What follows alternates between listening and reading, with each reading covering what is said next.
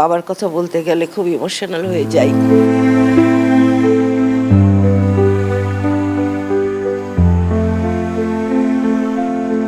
সবাইকে খুব সাহায্য করার একটা প্রবণতা ছিল আমার আব্বার মধ্যে।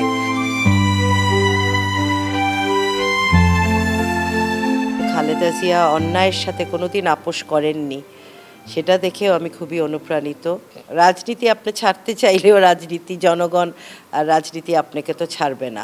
বিএনপির মনোনয়ন তালিকায় আপনি নিজের নাম দেখলেন, বেশ কয়েকদিন পার হয়ে গেছে। আসলে আপনার কেমন লাগছে বিএনপির মনোনয়ন তালিকায় নাম দেখে আপনার অনুভূতি সম্পর্কে একটু জানতে চাই। বিএনপির মনোনয়ন তালিকায় আমার নাম দেখে অবশ্যই স্বাভাবিকভাবেই আনন্দ লাগবে আমার।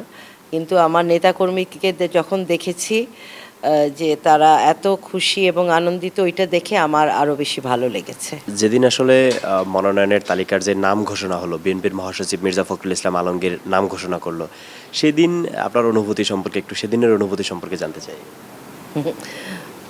আসলে অনেক দিন ধরে দল করি। আহ, দল যখন ভারপ্রাপ্ত চেয়ারম্যান যখন আমাকে নির্বাচন করার জন্য মনোনীত করেছে, এটা আমাকে যোগ্য মনে করেছে। এটা এটা দেখেই আমার বেশি ভালো লাগছে আসলে। সবারই তো আসলে রাজনৈতিক গুরু থাকে বা আইডল থাকে। কোন জায়গা থেকে আসলে এই রাজনীতিতে আসার যে আপনার মানে অনুপ্রেরণা, এই অনুপ্রেরণার আসলে মহানায়ক কে ছিল? তার সম্পর্কে যদি একটু বলতেন। আমরা তো রাজনৈতিক পরিবার। আমার দাদা বলেন, তারও আগের থেকে ফরিদপুরের মানুষের কাছাকাছি আমরা থেকেছি। আমার আব্বা শহীদ প্রেসিডেন্ট জিয়া রহমানের হাত ধরে বিএনপি শুরু করেছেন এবং জিয়া রহমান আসলে ওনার যে নীতি আদর্শ, ওইটা দেখে আমি খুবই অনুপ্রাণিত। ওনার যে দেশপ্রেম, মনে হয় যে আজকে যদি শহীদ প্রেসিডেন্ট জিয়া রহমান থাকতেন, আমাদের এই দেশের অবস্থা এরকম হতো না। এবং দেশনেত্রী বেগম খালেদা জিয়া অন্যায়ের সাথে কোনোদিন আপোস করেননি, সেটা দেখেও আমি খুবই অনুপ্রাণিত।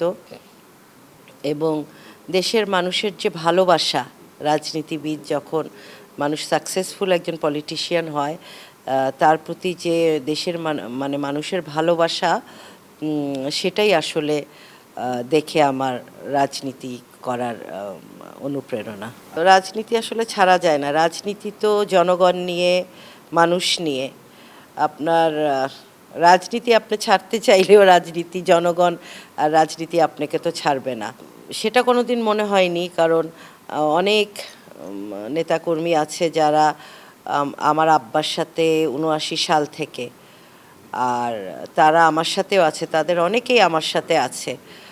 তো যখন দেখি যে মানুষ এত ভালোবাসে দলকে এবং আমাদের পরিবারকে, তখন ছেড়ে যেতে ইচ্ছা করে না রাজনীতি। দীর্ঘ ১৭ বছর এই যে একটি প্রতিকূল পরিবেশ ছিল, সেই পরিবেশের মধ্যে লড়াই সংগ্রাম করে টিকেছিলেন। কেমন ছিল সেই ১৭ বছরের জার্নি? আমার আসলে রাজনীতির মাঠে আমি সেই ২০০৮ থেকে, যখন থেকে দল বিরোধী দলে, তখন থেকেই আমি আমার আব্বার সাথে রাজনীতির মাঠে ছিলাম। আব্বু একটু অসুস্থ ছিল বলে আমার তার পাশে তাকে সহযোগিতা করতে হতো আমার। তো পুরাটুক সময়ই আমি মানে বিরোধী দলের ইয়েটা দেখেছি, সময়টা দেখেছি। খুবই আতঙ্কের মধ্যে দিয়ে গেছে। আমাদের রাজপথে দাঁড়াতে দেয়নি, আমাদের মিটিং মিছিল করতে দেয়নি। তার উপরে আবার হামলা, মামলা এবং জেল জুলুম ছিল। সব মিলিয়ে একটা ভয় ভীতির একটা সময় গেছে আসলে। ওই কথা চিন্তা করলে আসলে ভাষায় প্রকাশ করা খুবই কষ্টের, যে দিনের পর দিন, রাতের পর রাত নেতাকর্মীরা বাড়ি ছাড়া ছিল। যখন তখন ধরে নিয়ে যাচ্ছে, বাড়িতে অসুস্থ বয়স্ক পিতামাতা, ছোট বাচ্চারা ছিল, ভয় পেয়ে যেত পুলিশ দেখলে। এটা মানে মোট কথা একটা, আবার গুমেরও একটা ইয়ে ছিল, আতঙ্ক ছিল। গুম খুন তো আছেই। সব মিলিয়ে একটা আতঙ্কের মানে সময়, ভয়ের টাইম আমরা কাটিয়েছি। ভয় ভীতির মধ্যেই ১৫ বছর গেছে। মনোনয়ন তালিকায় আপনার নাম উঠেছে, সেখানে আপনি নির্বাচিত হয়েছেন। এরপর নিজ এলাকার জন্য আসলে কি কি কাজ করতে চান, আর যদি নির্বাচিত হয়ে আসতে পারেন সেক্ষেত্রে প্রথমে আসলে নিজ এলাকার জন্য কি কি করতে চান? নিজ এলাকায় অনেক কাজ আসলে আছে। আমি এমপি হয়ে নির্বাচিত হলে ইনশাল্লাহ হব।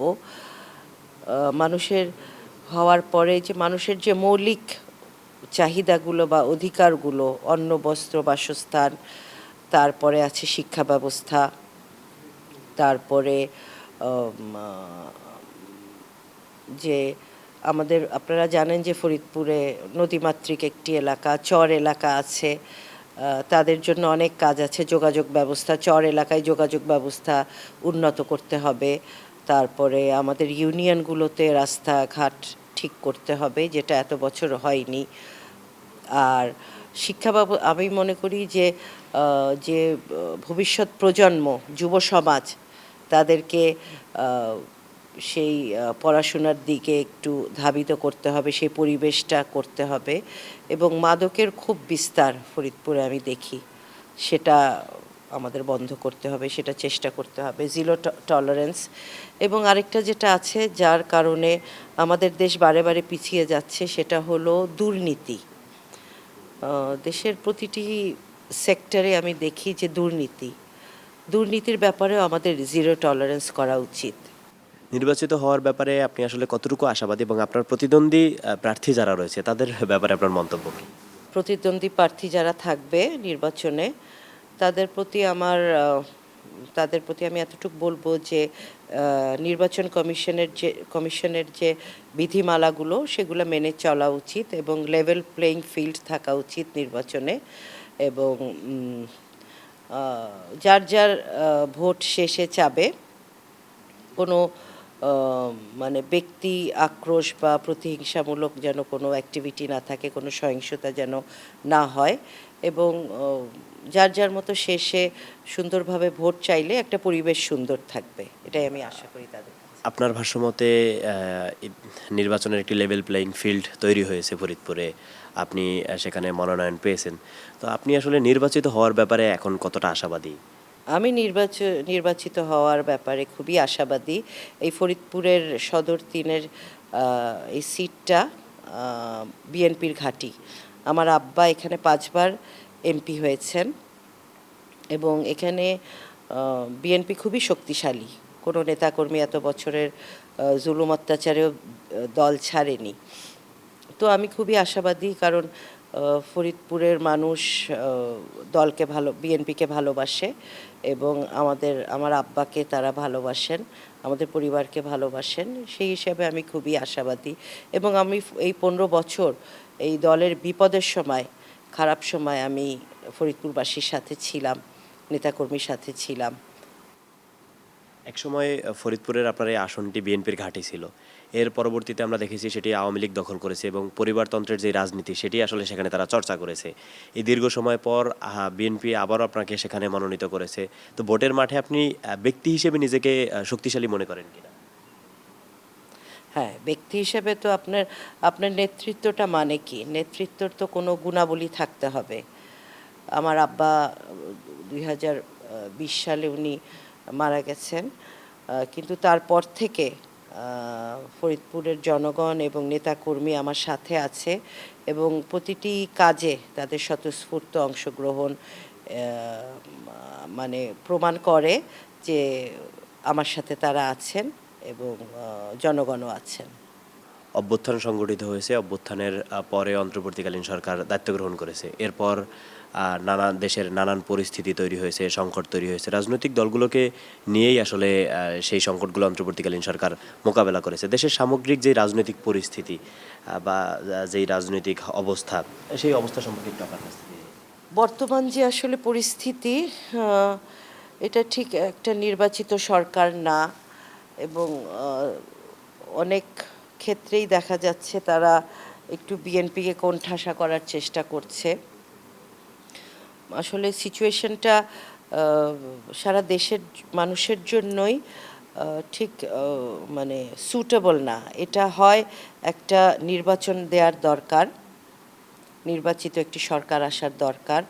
আর আপনারা দেখছেন যে সারা বাংলাদেশে যে আইন শৃঙ্খলার যে অবনতি, এটা ঠিক কন্ট্রোল করতে পারছে না এই বর্তমান সরকার। একটা নির্বাচিত সরকার হলে তাদের জবাবদিহিতা থাকে, দে আর আনসারেবল টু দ্য পিপল, তো সেইভাবেই কাজগুলো হয়।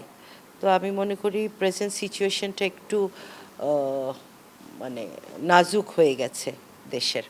বর্তমানে এই সিচুয়েশনে আসলে নারী হিসেবে রাজনীতি করাটা কঠিন কিনা?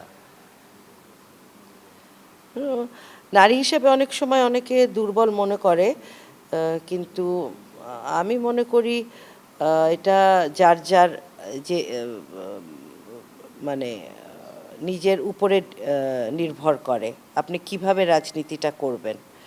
রাজনীতিটা নারী হিসেবে নিজের ইন্টেগ্রিটি ডিগনিটি বজায় রেখে আপনি যদি করতে পারেন, তাহলে মানে পার্সোনালিটি রেখে করতে পারেন, তাহলে আমার মনে হয় না এটা তেমন কঠিন। আপনি পারিবারিকভাবেই রাজনৈতিক পরিবারে বড় হয়েছেন। সেখানে আপনার বাবা সাবেক এমপি ছিল। আপনার বাবা বেশ কয়েকবারের মন্ত্রী ছিল।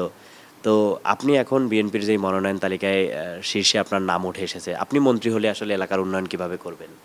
ফরিদপুরের মানুষ যখন আমাকে ভোট দিয়ে ভোট দিবে এবং আমি এমপি হিসেবে নির্বাচিত হব, প্রথমেই আমি আমার ফরিদপুর সদরের জনগণের জন্য কাজ করব, তাদের সকল মৌলিক অধিকার গুলা নিশ্চিত করব, অন্ন বস্ত্র বাসস্থান শিক্ষা, তাদের সুন্দরভাবে যারা তারা নিরাপদে শান্তিতে থাকতে পারে সেরকম পরিবেশ তৈরি করা, ভবিষ্যৎ প্রজন্মের জন্য শিক্ষা ব্যবস্থার মান উন্নয়ন করা এবং একটি নিরাপদ দেশ তৈরি করা। এবং আপনারা জানেন যে দক্ষিণবঙ্গের এদিকে আমাদের পদ্মা নদী ভাঙনের মুখে, সেই দিকটা আমাদের দেখতে হবে, নদীগুলো কিভাবে নাব্যতা আবার ফিরে পায় এবং ইকোলজিক্যাল যে ইমব্যালেন্স হয়ে গেছে এই নদীগুলো যে নাব্যতা হারিয়েছে, ওই দিকটা দেখতে হবে। তারপরে আরেকটা, যেমন একদিক থেকে পদ্মা ব্রিজ হয়েছে আমাদের, আরেক দিকে পাটুরিয়া দৌলতদিয়াতে গোয়ালন্দের দিকে যদি আরেকটা পদ্মা ব্রিজ হয়, তাহলে যোগাযোগ ব্যবস্থা আরও ভালো হবে দক্ষিণবঙ্গে। তারপরে নারীদের নিয়ে কাজ আছে, তাদেরকে আরও শিক্ষিত করতে হবে, স্বাবলম্বী করতে হবে এবং সবচেয়ে যেটা ইম্পর্টেন্ট সেটা হলো কর্মসংস্থান আমাদের দেশের মানুষের জন্য। পড়াশোনা, তারা ডিগ্রি পাশ করে অনেক সময় দেখা যায় তারা অটো চালাচ্ছে, ট্রাক চালাচ্ছে। তো এই কর্মসংস্থানটা হলে অর্থনীতিটা যখন উন্নত হবে, দেশের সব কিছুই ভালো হবে। আপনার বাবা একজন গুণী মানুষ ছিলেন। তিনি সাবেক বেশ কয়েকবারের এমপি ছিলেন, মন্ত্রী ছিলেন। ছোটবেলা থেকে বাবাকে আসলে দেখা হয়েছে। তার কোন কোন আদর্শগুলো আপনি নিজের কাছে ধারণ করেন বা লালন করেন, সে সম্পর্কে একটু জানতে চাই। বা তার সাথে আপনার যেই পুরনো স্মৃতি রয়েছে, বাবার যেই বিষয়গুলো দেখে আপনার আসলে এখনো মনে পড়ে, বা তাকে তার সেই আদর্শগুলো এখনো নিজের মধ্যে ধারণ করেন।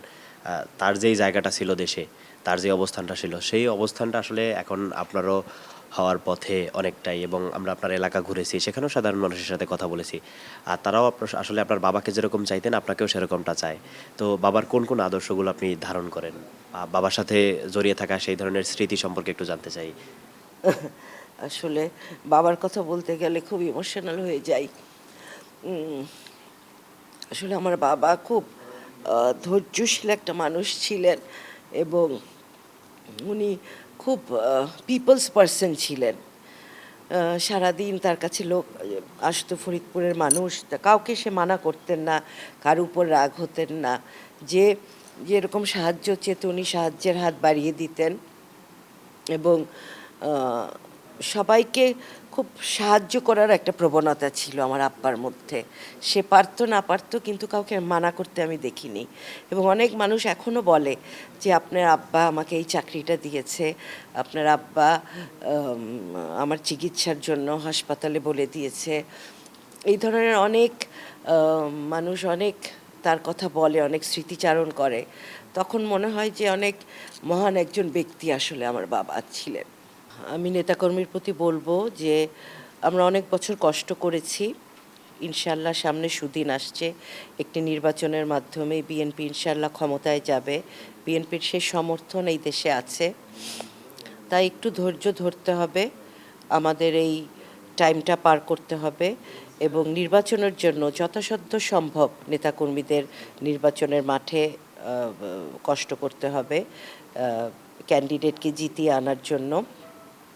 এবং আর কিছুটা দিন যেন তারা ধৈর্য ধরে এবং সুদিনের জন্য আমরা অপেক্ষা করছি ইনশাল্লাহ। আমাদেরকে সময় দেওয়ার জন্য আপনাকে ধন্যবাদ।